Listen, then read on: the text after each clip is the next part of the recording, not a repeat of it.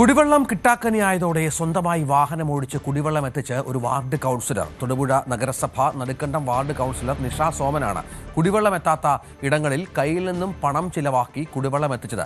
കുടിവെള്ളം വാർഡിലെത്തിക്കാത്ത വാട്ടർ അതോറിറ്റിയോടുള്ള മെമ്പറുടെ പ്രതികാരം കൂടിയാണ് ഇത്.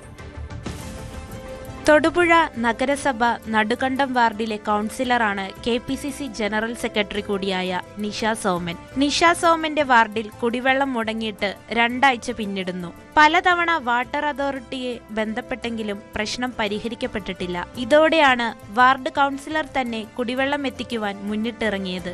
നിഷ സോമന് ഇതൊരു പ്രതിഷേധത്തിന്റെ ഭാഗം കൂടിയാണ്.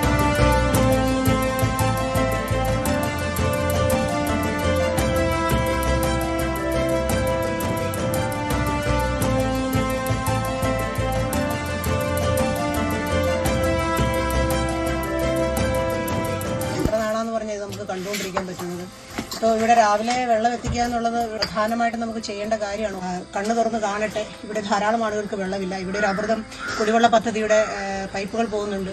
യാതൊരു നടപടിയും അതുമായി ബന്ധപ്പെട്ട് മുന്നോട്ട് പോകുന്നില്ല. വാർഡിലെ ഉയർന്ന പ്രദേശങ്ങളായ കുറുകുന്ന്, സൺവ്യൂ, തോട്ടിക്കട, ഷിറോസ് ജംഗ്ഷൻ എന്നിവിടങ്ങളിലാണ് കുടിവെള്ളക്ഷാമം നിലനിൽക്കുന്നത്. ഇതിൽ സാമ്പത്തികമായി പിന്നോക്കം നിൽക്കുന്ന മേഖലയിലാണ് കൗൺസിലർ നേരിട്ട് കുടിവെള്ളം എത്തിച്ചത്. ഒരു വാഹനം വാടകയ്ക്കെടുത്ത് സ്വയം ഡ്രൈവ് ചെയ്താണ് നിഷ സോമൻ കുടിവെള്ളവുമായി എത്തിയത്. വാട്ടർ അതോറിറ്റി ഉദ്യോഗസ്ഥരുടെ അലംഭാവമാണ് പ്രതിസന്ധിക്ക് കാരണമെന്നാണ് നിഷ സോമന്റെ ആരോപണം. പ്രശ്നം ഉടൻ പരിഹരിച്ചില്ലെങ്കിൽ വരും ദിവസങ്ങളിൽ സമരവുമായി മുന്നോട്ടു പോകുമെന്ന് ഇവർ വ്യക്തമാക്കി. ന്യൂസ് 18 തൊടുപുഴ. കൂടുതൽ വാർത്തകൾക്ക് news 18 Keralam YouTube channel subscribe ചെയ്യുക.